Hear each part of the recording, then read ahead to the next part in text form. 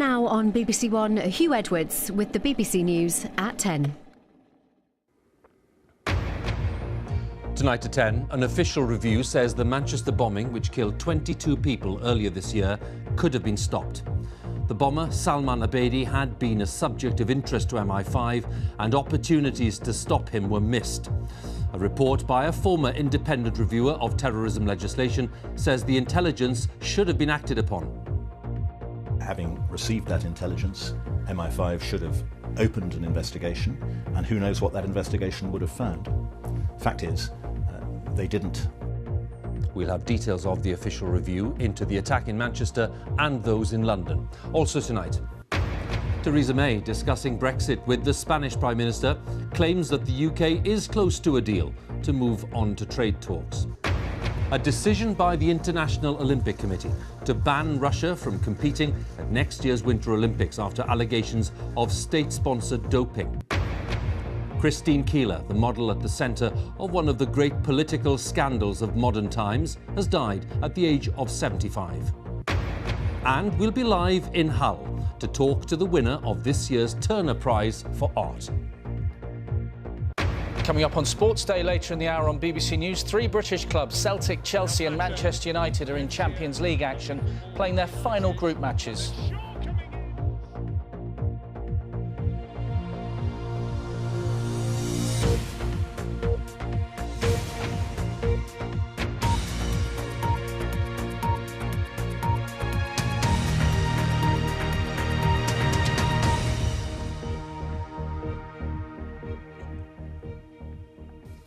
Good evening. The bomber who attacked the Manchester Arena in May this year, killing 22 people, had been a subject of interest to the security service, and opportunities to stop him were missed. That's the conclusion of an official review by David Anderson, a former independent reviewer of terrorism legislation. He says it's conceivable that the attack by Salman Abedi could have been avoided had the cards fallen differently. After the Manchester bombing and 3 terror attacks in London this year, counter-terror police and MI5 conducted their own reviews, as our security correspondent Gordon Carrera tells us. 4 terror attacks in 3 months, with some of those responsible known to the authorities, raising questions as to whether they could have been prevented. Today, a review said that the bombing at Manchester Arena, which killed 22 in May, was the only one that might have been stopped. The bomber, Salman Abedi, had been known to the authorities in the past, but was not under active investigation. However, data analysis of 20,000 former suspects flagged him as one of a few dozen people for further investigation. But 9 days before a meeting about this, he carried out his attack. And in the months leading up to that, new intelligence came in, which, if assessed differently, might have made him a priority. In hindsight, it's quite obvious that having received that intelligence, MI5 should have opened an investigation, and who knows what that investigation would have found.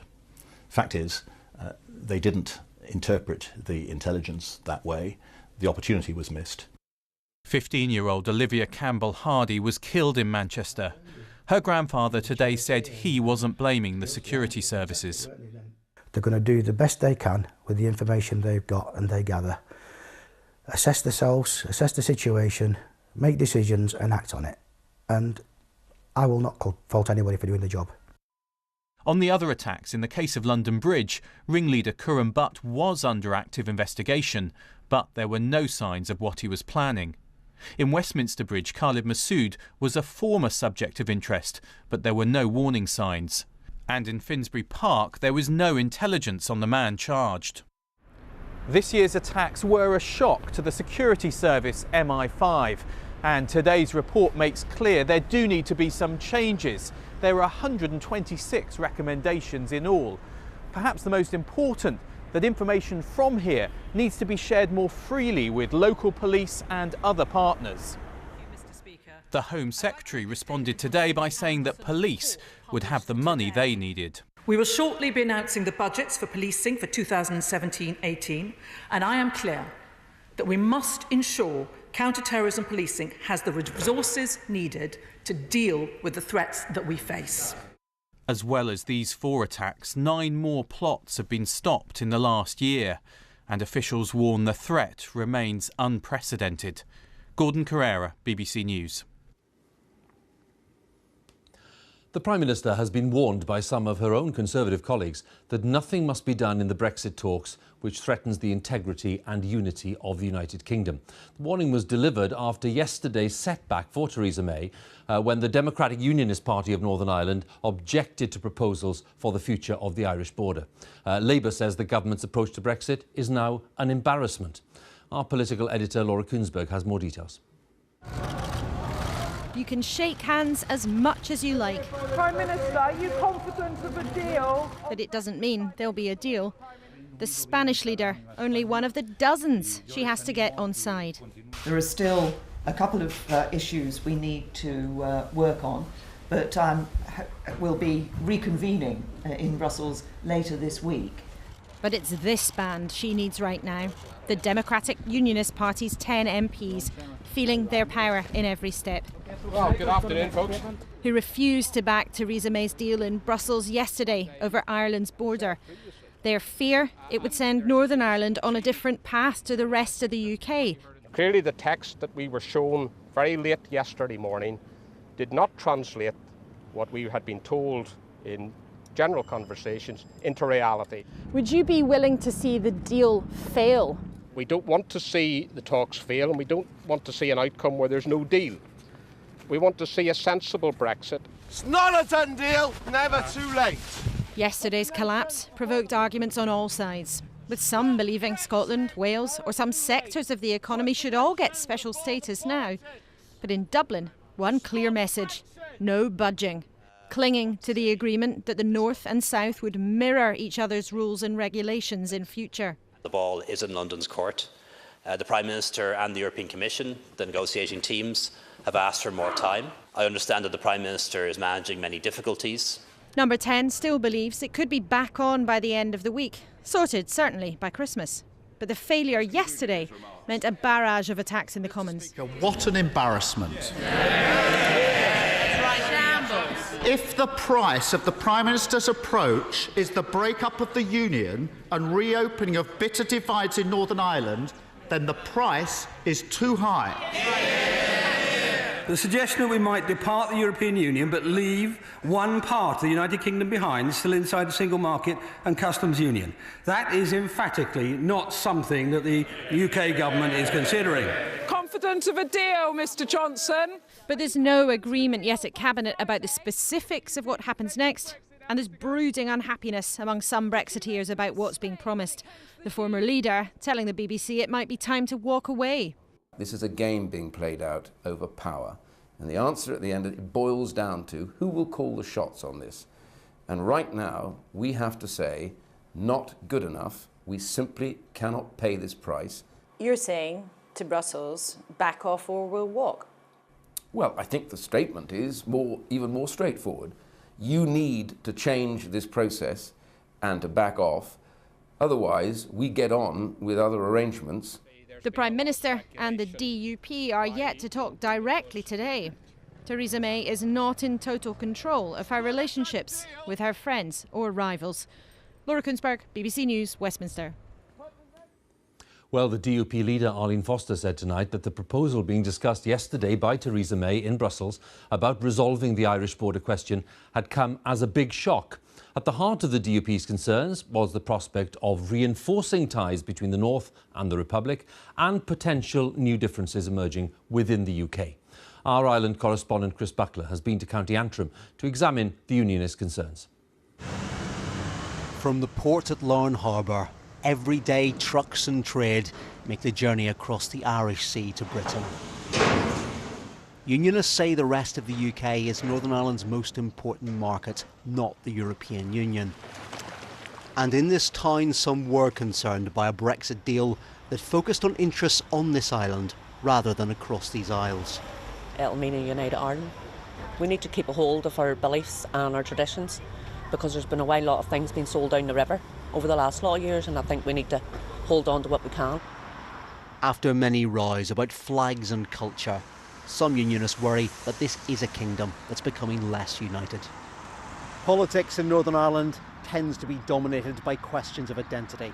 whether people see themselves as British or Irish. And what scared the DUP was that the deal on the table seemed to prioritise relationships with the Republic of Ireland over those with the rest of the UK. There's certainly no love lost between the DUP and the Irish government. They've accused each other of endangering relationships, and Danny O'Connor, who's a former Nationalist councillor, says this is a place where they really matter. If you're saying that the DUP are trying to force Theresa May's hand, what I'm saying is that this could quite easily be sorted out by the Irish government. You know, if you're talking about the Belfast Agreement, they have as much responsibility as anybody else. I think that certainly the DUP, which campaigned for Brexit, had the power to say no to the deal because the Conservatives need their support at Westminster. It does not want to in any way be seen to weaken Northern Ireland's place within the United Kingdom. Anything which would bring Northern Ireland closer to Dublin and further away from London would be very difficult for the DUP to sell to its supporters. But in cutting any deal, there were some in Larne who felt that unionists should be wary of asking too much from the Tories. After all, they share many of their political principles. Well, I think really Theresa May, she would possibly be better to say to the DUP, if you don't vote for us, what's the alternative? Possibly Jeremy Corbyn, and I think that would be what they don't really want. Keeping the ties that will satisfy both the European Union and the DUP will be a difficult task for the Prime Minister. But she's left with no choice but to try to turn these negotiations around. Chris Buckler, BBC News, Larne. Russia has been banned from competing at next year's Winter Olympics in South Korea. It follows an investigation into allegations of state-sponsored doping at the 2014 Games, which were hosted by Russia in Sochi. But the International Olympic Committee has decided that Russian athletes who can prove that they're clean will be allowed to compete in South Korea under a neutral flag. Our sports editor, Dan Rowan, has the story. It's taken almost 4 years, but tonight a sporting superpower paid the price for sabotaging its own Olympics. Russia ruled at Sochi 2014, but behind the scenes it was cheating on a scale never seen before. And today, after a 17-month-long investigation, the IOC decided on an unprecedented punishment. Russia would be banned. The report clearly lays out an unprecedented attack on the integrity of the Olympic Games and sports. As an athlete myself, I'm feeling very sorry for all the clean athletes from all NOCs who are suffering from this manipulation. Russia's cheating was exposed by the former head of Moscow's anti-doping lab, Dr. Grigory Rodchenkov, who turned whistleblower, alleging an elaborate state-sponsored conspiracy that benefited 1,000 athletes across 30 sports. As with this summer's World Athletics Championships in London, Russian competitors who can prove they're clean will be allowed to take part in Pyeongchang, but only as neutrals, referred to as Olympic athletes from Russia. They will compete with the uniform bearing this name and under the Olympic flag. The Olympic anthem will be played in any ceremony. Last week in Moscow, at the draw of the World Cup he's presiding over, Russia's Deputy Prime Minister Vitaly Mutko told me that criticism of his country was unfair. Today, the former sports minister was banned from the Olympics for life for his role in the scandal. Tonight's news will dismay Russians like former Olympic speed skater Svetlana Zhirova. Now a politician, she told me the Games were all about representing one's country. When you stand in a podium, you see your flag, you listen your anthem, and just you're so proud and you're crying. It's very important, I think, for IOC that each country had own flag. This scandal has seen the rewriting of sports history books. Russia topped the table in Sochi, but after the retesting of samples, a host of athletes have been stripped of their medals. Prior to today, the Olympic flame burned a lot less bright, but today, people know that integrity matters, fair play matters, clean athletes' rights that ultimately force this decision, they matter. Last week, Russia's Olympians unveiled their kit for the Winter Games. Tonight, they learned they wouldn't be needing it, their country out in the cold. The punishment meted out here today to Russia is unparalleled in Olympic history, hugely embarrassing and painful for a country that's organising the World Cup next summer, no less. Russia's Olympic Committee said it will appeal, and President Putin himself is said to be considering whether to boycott Pyeongchang and forbid any athletes from competing there, even as neutrals. The ramifications of this dispute shouldn't be underestimated. Dan, many thanks again. Dan Rowan, our sports editor there in Lausanne. Now, President Trump has confirmed his intention to move America's embassy in Israel from Tel Aviv to Jerusalem.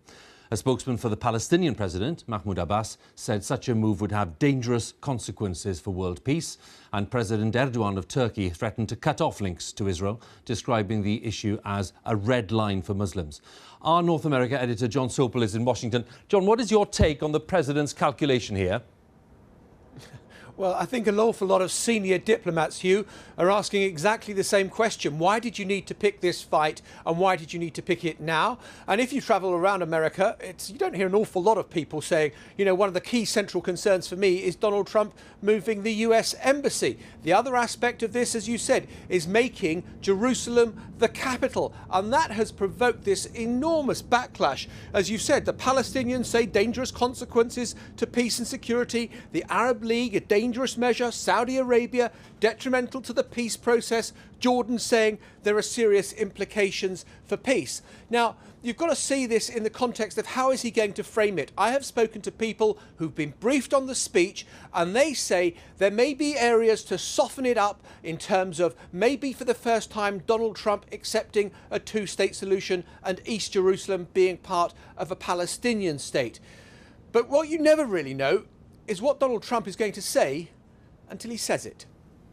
John, many thanks again for the update there. John Sopel for us in Washington.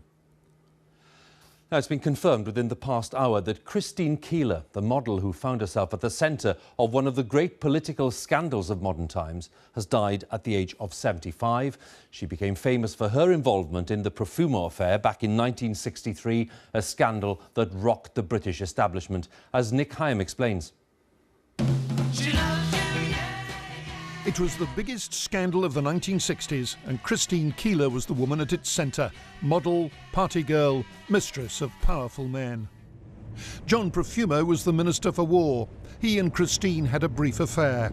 When challenged, he lied about it to the House of Commons and was forced to resign. It didn't help that Evgeny Ivanov, a KGB spy, had also been seeing Keeler. The old establishment never recovered from the shock.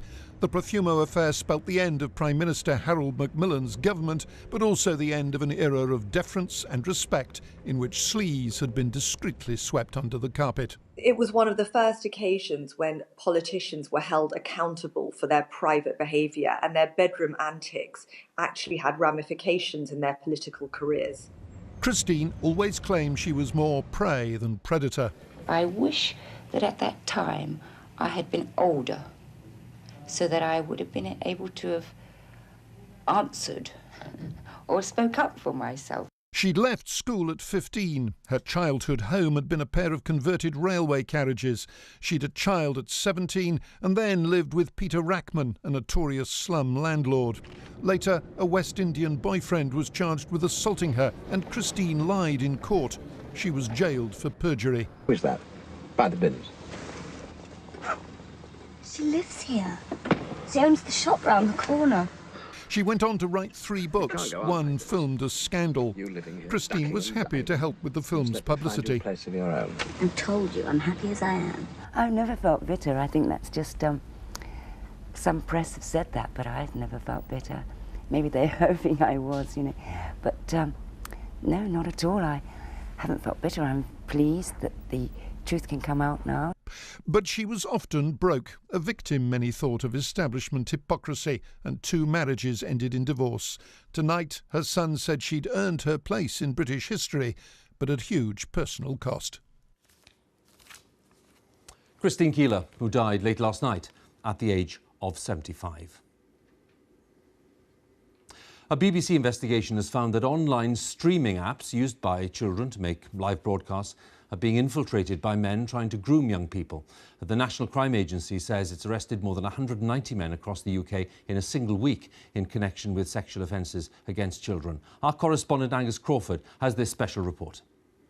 Meet Kuds. She's 20 and an online safety campaigner, who we've transformed into 14-year-old Samira.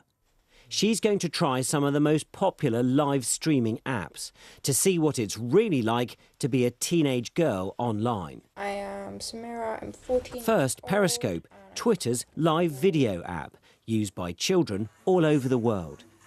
So there's quite a few people within seconds, 5, 6, 7 people joining. In minutes, the conversation turns sexual. She's 14, and yet someone's just asked her to take her shirt and her bra off. Next is LiveMe, only launched last year, now with more than 20 million users. Some send Samira direct messages no one else can see, clearly trying to groom her.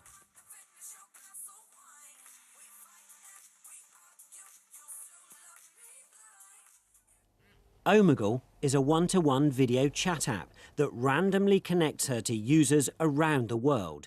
Most are men, some expose themselves.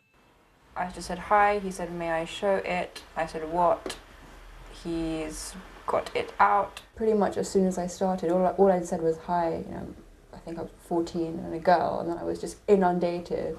There's a guy going on cam. Mm. What's he doing? Well, he was naked. Oh, he was naked. Mm-hmm. And you told him you were 14. Mm-hmm. And imagine if you had been a 14-year-old girl. My first reaction would be to be confused. For a second, it's nice having the attention of the heart, but then it gets quite dark quite quickly. And it's happening to real children right now. Look at this broadcast on Periscope. 2 girls we can't identify, around 11 years old. 2,000 people are watching. Some dare them to lift their shirts. Read the comments as men ask them to go further. For those girls, it may have seemed like fun, but it can be devastating. I found her inconsolable. This is an actress, but the words are true. Those of a mother whose 10-year-old daughter tried out Omegle for fun. He switched his webcam on, showed her his private parts, and asked her to take photos of herself, which she did. He was never located. This mother says parents have to talk to their children about the dangers. Hi, I'm Sam. That's also the message behind this video launched today. But for some in law enforcement, that's not enough. The tech companies also need to do more. Well, the industry has emerged very rapidly, so I think it's important to reflect on how they're ensuring that younger children aren't using their services and age verification, maybe thinking about the moderation sort of techniques that they might be able to use. No one from these app companies would be interviewed, but Periscope says it doesn't tolerate this behaviour. Omegle and LiveMe didn't respond to our requests. When children can broadcast to the world from their own bedrooms, whose job is it to keep them safe? Angus Crawford, BBC News. Rail passengers are facing the steepest rise in fares in 5 years. Prices will rise by an average of 3.4% in January. The increase includes season tickets and some off-peak leisure tickets. The Rail Delivery Group admitted it was a significant rise, but said that more than 97% of fare income went back into improving and running the railway. Now, steelworkers have told the BBC that they've lost many thousands of pounds because of poor financial advice relating to the transfer of their old British steel pensions. The Financial Conduct Authority has issued warnings to some independent financial advisors, and a parliamentary committee is to investigate as well. Our correspondent Sean Lloyd has more details. The giant Port Talbot Steelworks, the biggest of Tata's UK plants. The company said the old gold-plated British Steel pension scheme was unsustainable, leaving workers here and at other sites a range of options, including transferring out altogether. With around 130,000 workers affected, huge pension pots and lucrative commissions for financial advisors have been at stake. It's cost me in the region of £200,000. So it's a lot of money. Richard Bevan is one of those workers. After 39 years at the Trustra Steelworks near Llanelli, he wanted a secure future. He went to this local firm, Celtic Wealth Management, who he thought were regulated financial advisors, but they're not. They introduced clients to a firm of regulated advisors based in the Midlands called Active Wealth UK. Between them, they failed to give Richard a suitability report on which he could properly base his decision, and advised him to transfer his pension out of the company scheme, even though a recalculation was due, which would have substantially increased his pension pot. We're aware that other steelworkers are also unhappy about their treatment by the two companies. I'm not a gullible sort of person, but I've obviously been led into doing something that wasn't right for me by a financial advisor, you know, and it's pretty not a nice place to be at the moment. Both companies deny Richard's claims, but after we passed our findings to the Financial Conduct Authority, the regulator intervened, and Active Wealth is no longer allowed to give pensions advice. But this issue extends far beyond the steelworkers of South Wales. Gary Clement has worked at the Scunthorpe Steelworks for 40 years. He'd planned to retire at 55. He paid a team of financial advisors called Lighthouse a fee of more than £10,000 for advice which included information about when he could access his pension, which they've since admitted was wrong. You go to a financial advisor for financial advice. He says, this is what you do, this is in your best interest. You listen. I don't believe they have anybody's best interest at heart. I believe it's just about money. Gary has received a letter from his advisors accepting he wasn't given the correct information. But they say they believe he would have reached the same decision to leave the fund anyway. Gary believes transferring out of the scheme when he did has cost him hundreds of thousands. The city watchdog, the Financial Conduct Authority, is worried that steelworkers are particularly at risk. This is a group of people, thousands of people, who have to make a decision one way or the other. That gives rise to particular complexities. So yes, they are particularly vulnerable, I think, at this stage. There is growing concern that hundreds of steel workers could be affected by a feeding frenzy surrounding the British Steel pension scheme, and millions of pounds of their hard-earned savings potentially at risk. Sian Lloyd, BBC News, Port Talbot. A rebel stronghold in the suburbs of Damascus has come under intense bombardment in recent weeks as Syrian government forces tried to starve the rebels into submission, and those suffering include many children. The BBC has obtained footage from residents in the suburb of Eastern Ghouta, and our Middle East correspondent Martin Patience has sent this report. It does include some distressing images. It's a scene from hell, the aftermath of the latest airstrike. Children here can't outrun this war. Doctors patch up 5-year-old Yusuf as best they can, but they're desperately short of medical supplies. And there's nothing they can do for trauma. A rebel stronghold, Eastern Ghouta, has been bombed and besieged by the Syrian government for years, leaving many families on the brink of starvation. It's lunchtime for Noor and Ghazal. This is their first and only meal of the day. A piece of bread made from barley, which is normally fed to donkeys. They dream of escaping their prison, Eastern Ghouta. I wish I could have cookies, sweeties, or any other delicious foods. And I wish someone could send me a pair of slippers and some new clothes and shoes.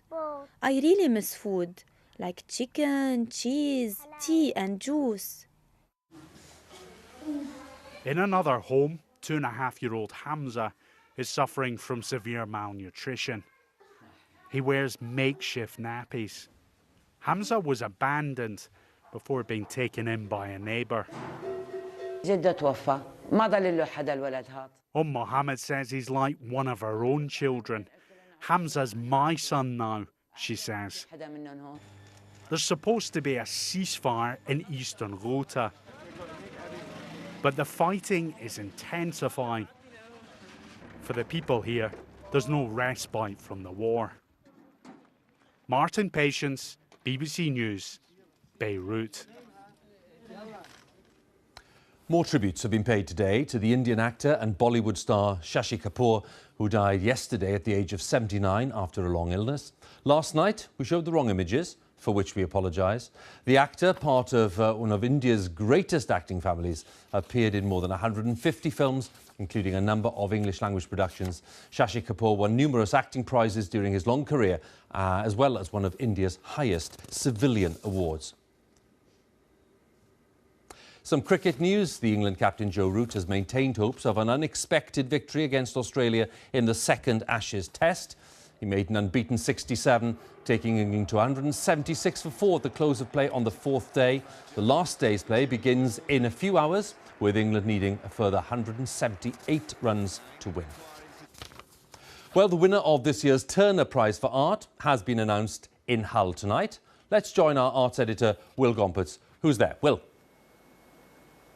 Hi, good evening, Hugh. Well, it has been an historic evening because the Turner Prize has awarded the prize for the first time ever to a female black artist, and also to the oldest artist to ever win the prize at 63 years old, which I feel slightly awkward saying because she happens to be standing right to my side here. Lavina Hamid, congratulations. That's a wonderful win. You've waited longer than any other artist in the history of the prize to win it. Why is it worth the wait? It's definitely worth the wait. I'm not sure I was always waiting, but yes, it's an exciting thing to happen to me, and it's an exciting thing for the people that have supported me all these years. Do you feel that you and your art has been overlooked in the last 40 years you've been making work? Not at all. The art historians didn't overlook it, the curators didn't overlook it, other artists didn't overlook it, my university didn't overlook it, the press overlooked it. Now, a lot of your work is dealing with the representation of black people and black creativity in art and British culture. Yeah. Because you feel it is, you know, the black story is underrepresented. Yes, I think the history of what we've contributed is underrepresented. Black people contributed their lives in the very first place, and we've continued to contribute culturally, in all sorts of ways, scientifically, every which way. And that is recognised every now and again, but it's not woven into the British story.